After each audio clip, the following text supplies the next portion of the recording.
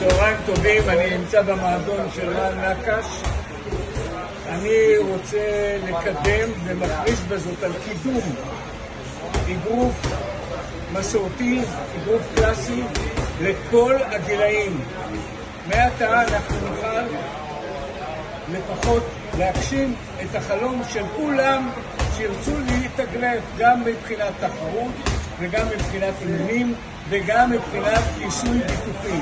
על זה אנחנו עומדים להילחם.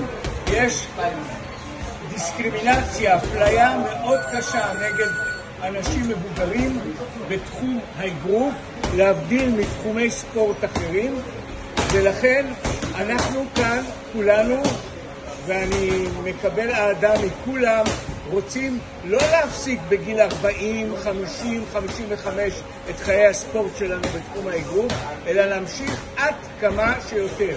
לצורך זה אנחנו מארגנים כללים מיוחדים שיאפשרו לאנשים גם מבוגרים להיכנס, גם אם יש להם בעיות של עבר רפואי מסוים, אנחנו נגן עליהם בכל דרך. הנה לדוגמה, עכשיו זה מגן גוף שאנחנו מתכוונים להכניס אותו כחובה לאנשים נניח בגיל 68-70 ואילך.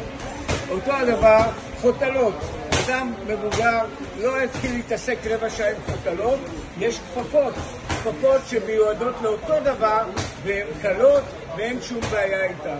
גם נושא ההנהלה לקח בחשבון, גם נושא הכובע, יהיה כובע מגן שיוכל להגן עליו. אנחנו לא נפקיר אף אחד בגלל הגיל שלו, אבל גם לא נחסום אף אחד שהאדם ירצה לבוא, להתחרות ולקדם את עצמו גם מבחינה ספורטיבית בכל גיל. זאת היא ההתחלה ואני מקווה שנצליח.